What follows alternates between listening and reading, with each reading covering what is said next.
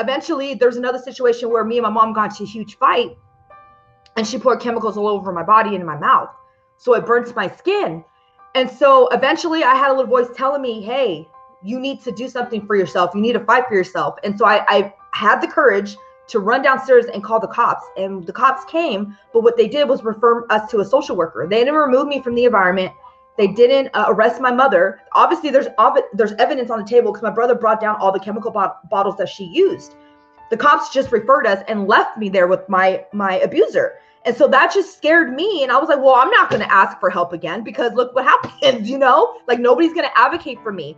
There was times where I did call my dad and I say, Dad, she keeps beating me. I want to get out of here. I want to go stay with you. He'll say, okay, pack up your stuff. I'm going to come stay with you. I'll pack up your stuff. I'm going to come get you. You're going to come stay with me and you'll get away from that. And then he'll call me and tell me I can't come get you. And then that just tells me, okay, you're not worth it, Liz. I felt like I wasn't being heard. I can't trust anybody. Law enforcement is supposed to be people you trust. They're supposed to protect you. When I finally had the courage, because all those years I was so afraid to even pick up the phone. I didn't even think I was going to make it to the phone. People make promises to you and they're not going to show up for you.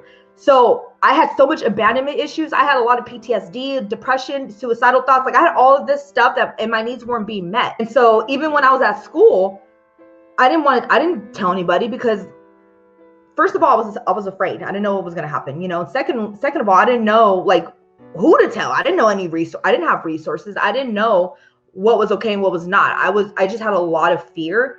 And eventually my fear over the years became anger and rage. Eventually me and my mother did go see the social worker. And then they eventually took me out of the home and put me in the foster care system. When I was in the foster care system, there was parents that were there.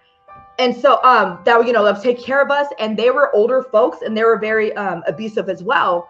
There was a mentally ill child I was living with, and the way he can talk was screaming. He didn't know how to use his words. He didn't know how to have sentences. He just screamed, but his needs weren't being met either. Whenever he did something wrong, the parents would just take him in the room and beat him. So I'm hearing him screaming from the other room, and he was young. He was around 8 years old. And it was an older couple. I want to say they were in their 60s. I'm not comfortable here. I can just go back to my mom's because at least I know her. I don't know these people. Eventually I did go back to my mom's and I ended up running away completely. I just knew I was afraid and I wasn't happy and I was very sad and depressed. So I just wanted to leave. When I was a runner, I took that into my adulthood. I ran from everything. That was my coping mechanism. When I ran away, I went to my dad's house. I am going to his doorstep, knocking on the door, and I said, I had my backpack. I'm like, I'm here. Take me in. He of course had to take me in because I was at his doorstep. It took that long for me to get to him. He could have just took me out of the situation sooner, but it just didn't happen like that. And my dad was an ex-gay member and he was a drunk and he didn't have the parent skills either. I went to stay with him, and like I said, I was suicidal, so I was still trying to commit suicide when I was with him. I felt like if I was with him, all that would go away, and that's not true.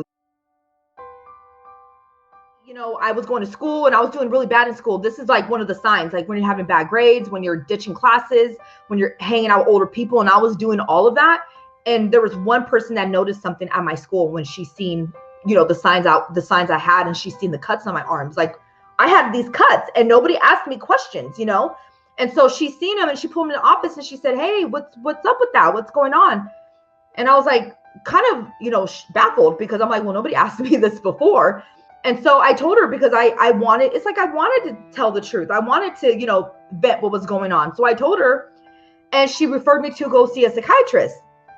So my dad took me to go see a psychiatrist, and they wanted to put me on medication. And I'm not saying medication is always the best route, but when it is important to get an adolescent stable so you're able to meet their needs in other areas. If they have other root areas, they have other issues and deep core issues, it's always good to get them stable first, then we can work through all of that. That happened for me. That would have helped me in so many areas, but my dad shut that down because he didn't want me to be a drug addict. He didn't want me to get hooked on drugs.